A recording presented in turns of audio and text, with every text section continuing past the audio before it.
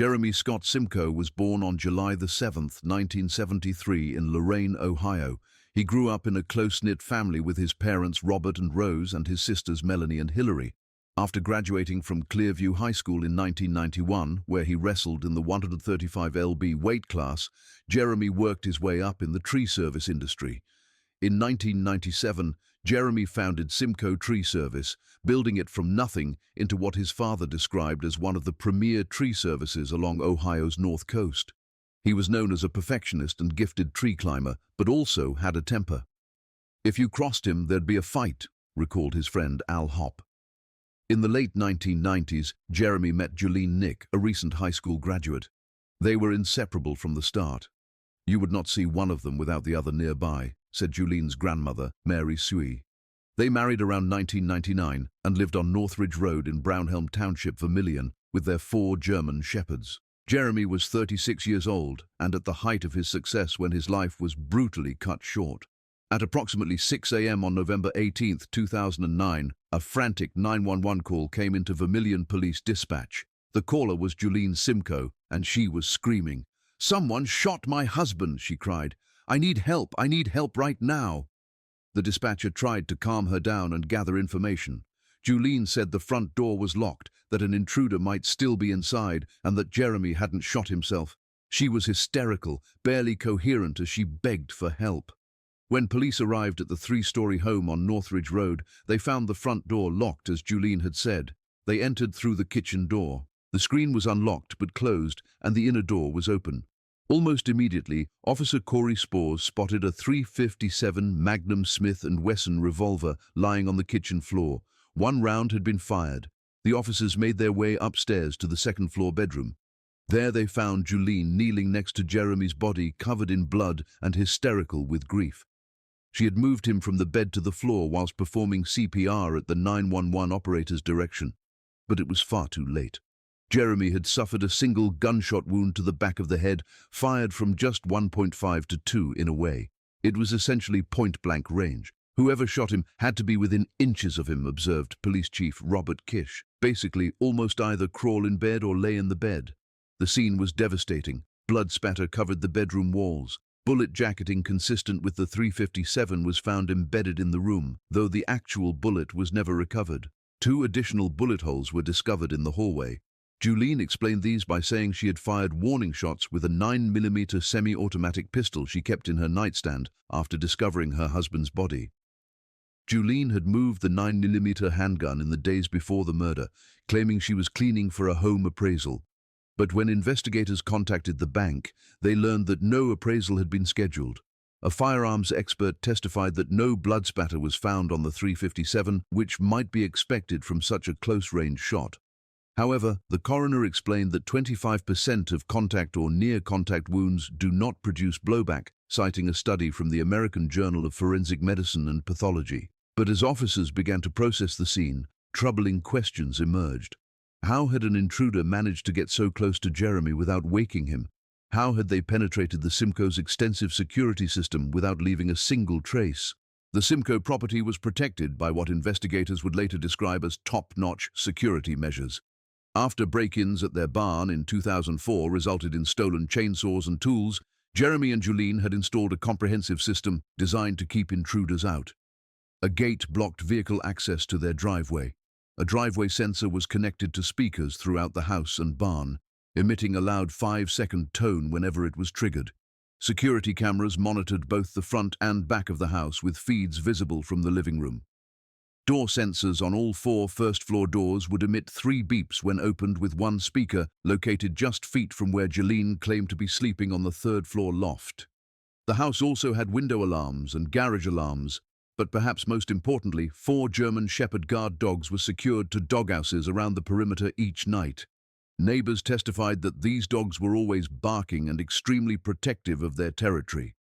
On the morning of the murder, neighbor Craig Hettle was outside feeding his farm animals between 5:30 and 6 a.m. with his mother.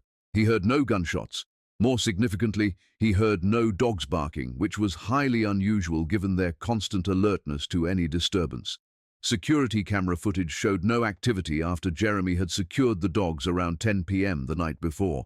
When police examined every door and window, they found no sign of forced entry. No foreign DNA was discovered anywhere in the house, no fingerprints that couldn't be attributed to Jeremy and Julene.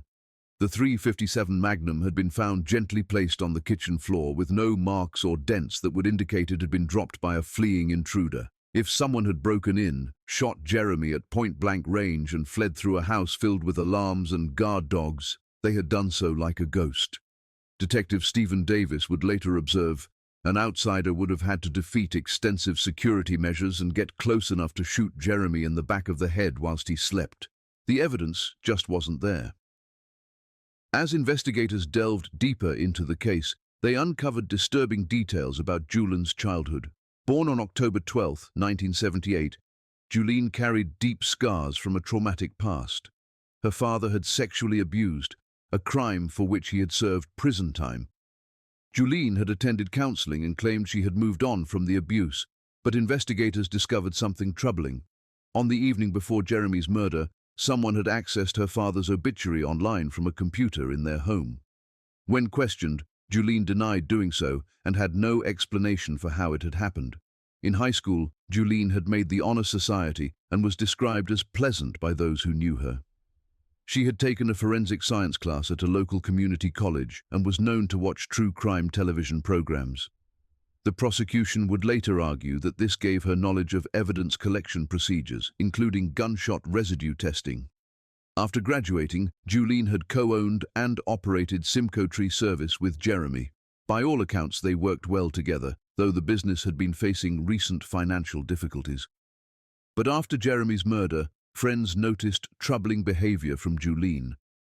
She wasn't worried about her husband's murderer being found, Detective Davis recalled. She never expressed any anger that somebody had murdered her husband. Just 1 week after Jeremy's death, Julene threw an informal gathering and invited Vermilion police officer Corey Spores. According to the officer, she made a shocking statement.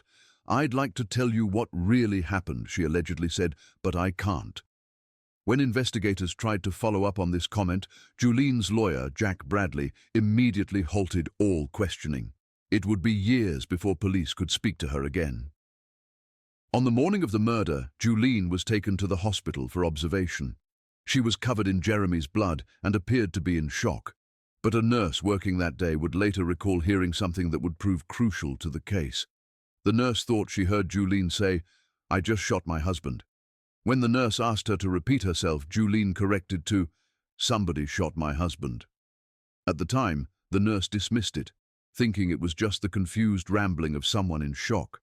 For years, this potential confession remained unknown to investigators. It wasn't until November 18, 2014, exactly 5 years after the murder, that the information finally reached police. Jeremy's friend, Al Hopp, had heard rumors about what the nurse had witnessed and contacted authorities. When investigators finally interviewed the nurse, her account was clear and consistent. She was certain of what she had heard that morning, and she was prepared to testify to it in court. This revelation would prove to be the missing piece of the puzzle. Combined with all the other circumstantial evidence, Julene's alleged hospital confession painted a picture that investigators could no longer ignore. Detective Davis said, "When you put all the pieces together, the evidence was overwhelming. There was simply no credible alternative explanation for what had happened." As the investigation continued, detectives made a disturbing discovery whilst reviewing the couple's personal effects. Hidden among their belongings were photo albums, explicit videos, and a handwritten document that would shock even experienced investigators. The materials depicted Julene in various forms of bondage and documented sadomasochistic activities between the couple. Most disturbing of all was a 14-page handwritten master-slave contract that designated Jeremy as her father and Julene as his daughter. The contract contained detailed rituals, grooming requirements, and consent to various sexual acts. Some photos showed Julene appearing to cry and be in pain.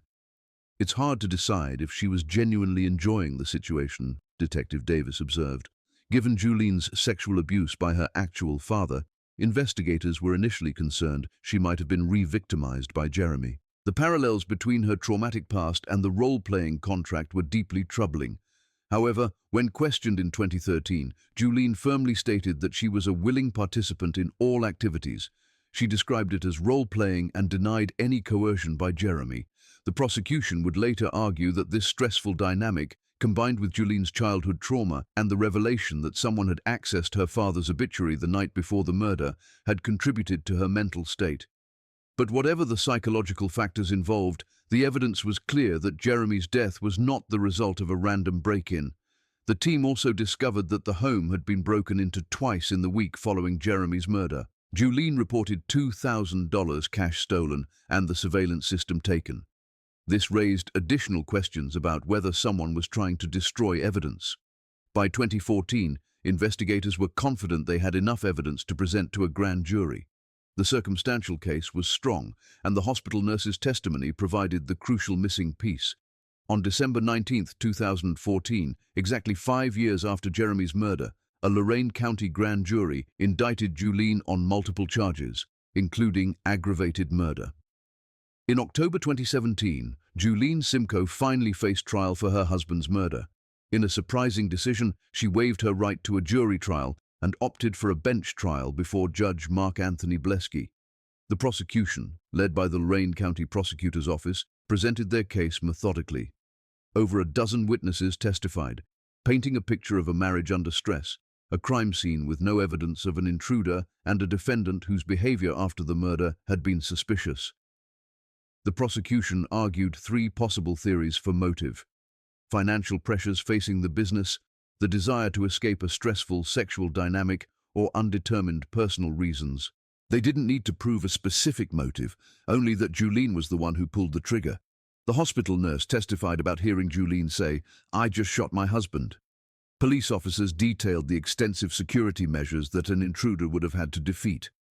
Forensic experts explained why the physical evidence was inconsistent with a break-in. The defense, meanwhile, argued that police had conducted a poor investigation with a myopic focus on Julene from the beginning. They contended that the evidence was purely circumstantial and insufficient to prove guilt beyond a reasonable doubt. Julene herself chose not to testify, and the defense called no witnesses. This decision would prove costly as it left many questions unanswered about her version of events. The trial lasted several weeks, with Judge Blesky carefully considering all the evidence presented. The judge noted that this was a circumstantial case, but emphasized that circumstantial evidence can be just as powerful as direct evidence when it overwhelmingly points to one conclusion. On October 20, 2017, Judge Blesky delivered his verdict. He found Julene guilty on all 6 counts: aggravated murder, 2 counts of murder, 2 counts of felonious assault, and tampering with evidence. 6 days later, Julene Simco was sentenced to 28 years to life in prison. Judge Blesky explained his reasoning in a 34-page written decision. He noted that of the 3 potential killers, a stranger, an assassin, or Julene, she was the only one who would have had easy access to Jeremy and could have gotten close enough to shoot him in his sleep. "I did not find sufficient evidence in terms of motive," the judge acknowledged, but the state was not required to prove motive. At the indictment in 2014, Jeremy's father, Robert Simco, had said, "No matter what happens here, nothing is going to change about missing Jeremy." At sentencing, his tone was sharper. "I hope she's miserable in prison every day and every night." He told reporters, "It's been a lot of time, but we finally got justice for Jeremy." He added that if Julene had been unhappy in her marriage, she could have simply left rather than committing murder. Jeremy's sister, Hilary Duran, spoke of their close relationship despite an 8-year age gap. "He was like having a second dad," she said. "He would make me laugh so hard I had tears in my eyes." Julene's appeals to both the 9th District Court of Appeals and the Ohio Supreme Court were unsuccessful. She remains incarcerated at the Ohio Reform Women and will be eligible for parole in 2045, when she will be 67 years old. Jeremy's grave at Ridge Hill Memorial Park in Amherst bears a simple inscription that tells his story. He was a victim of murder. For Jeremy's family, the conviction brought closure, but not peace. Nothing could bring back the man they loved, the brother who made them laugh, the son who had built such a successful life. But they knew that Jeremy's memory would live on and that his killer would spend decades behind bars paying for her crime.